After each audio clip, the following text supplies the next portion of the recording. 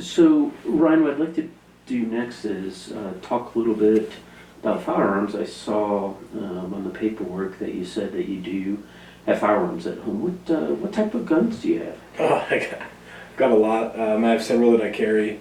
A couple shotguns, a couple rifles. I've got some AR-15s that I have set up for like how I use at work. So. Yeah, okay. What are the safety procedures that you use for all those guns? Well, honestly, it's just me in the house. So there isn't a lot of safety features. I don't own a safe.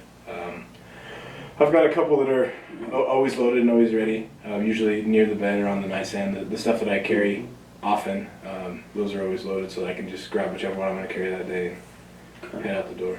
Okay. Do you ever lock up or secure the firearms like when kids come over, family comes over, anything like that?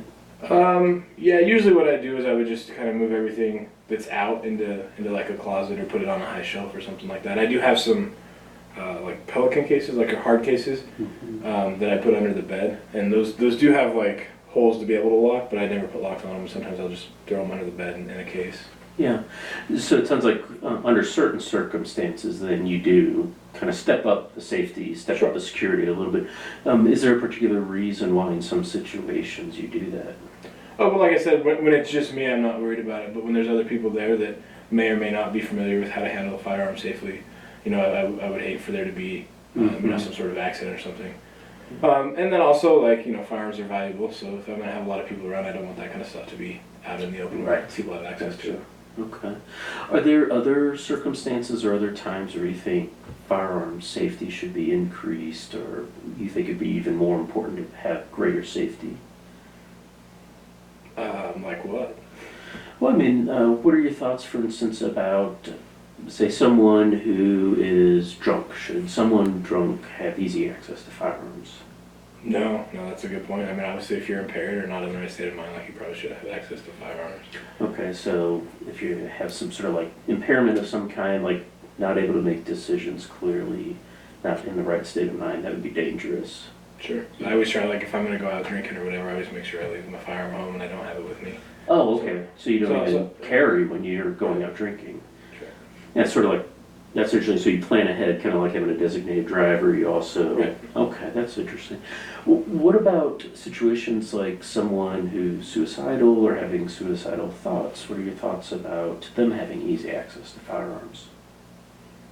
I mean, it's not something I had thought about much, but I imagine, just kind of like what we talked about, you're not in the right state of mind. You're not thinking clearly. So, removing something like that could potentially cause harm, if you were not in a good place, I think that makes sense. Yeah, okay. Well, no, part of the reason I ask is because, we've talked a little bit about how you've been having some suicidal thoughts recently, and I'm wondering how kind of your perspective there then applies to you when it comes to safety and suicidal thoughts. Yeah, I mean, again, I hadn't really thought about that, but it makes sense that, maybe when I'm in that dark spot that I need to somehow make access, less available, so that it's not so easy to just, because right now, since I have stuff on my nightstand or propped up against the bed, it is probably too readily available for the state of mind. Okay. Yeah, it kind of does strike me that you're saying that probably there is sort of a safety concern when someone's sort of high risk or they're not in the right state of mind, and that is something you've been experiencing lately. But you say you haven't kind of thought of it for yourself. You haven't kind of thought, oh, I've been having these thoughts. Maybe I should take some safety precautions. Yeah, but now that you bring it up, it definitely makes sense. I guess the issue I have is, where I don't have a safe, I'm not sure how I would approach that. Because I don't really feel comfortable, giving something. Right. I mean, I have friends that I could trust with that, but it would feel weird not having my guns. I mean, that's been a part of me and who I am for so long. I wouldn't really feel comfortable, giving those to somebody. Yeah. So I'd have to come up with something else that would work. Yeah, no, a lot of people feel that way. They don't really feel comfortable giving their guns to somebody else, and at the same time, they realize something needs to be done. So you don't have safes. What are other safety measures that you've heard of, like friends or family members, other gun owners have used that maybe don't necessarily involve safes or getting rid of the guns? Well, I mean, pretty much every gun you buy now comes with a trigger lock. Yeah. So something like that could work. Also I mentioned I have those hard Pelican cases that I store my guns in most of the time anyway. Those do have the ability to lock.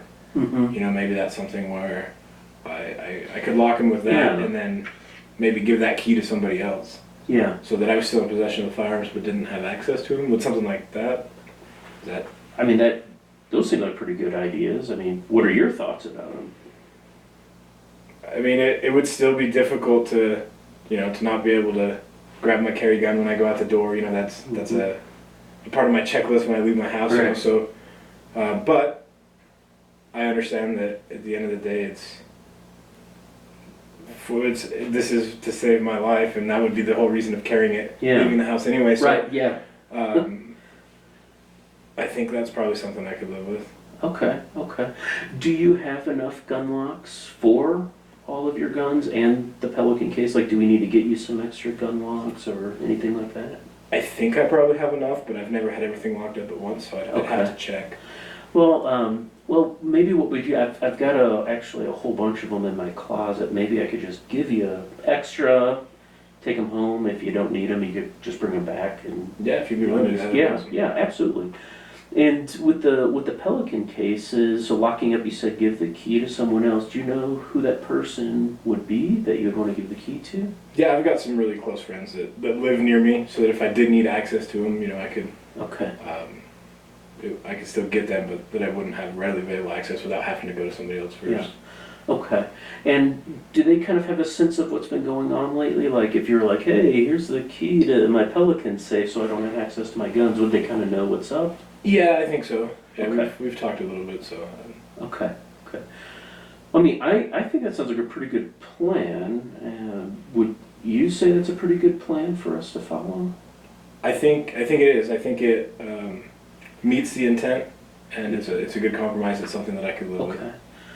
Okay, well, why don't we just jot this down so that we make sure we're on the same page, and I'll go grab you a couple extra cable locks here. Awesome. Thank you. All right.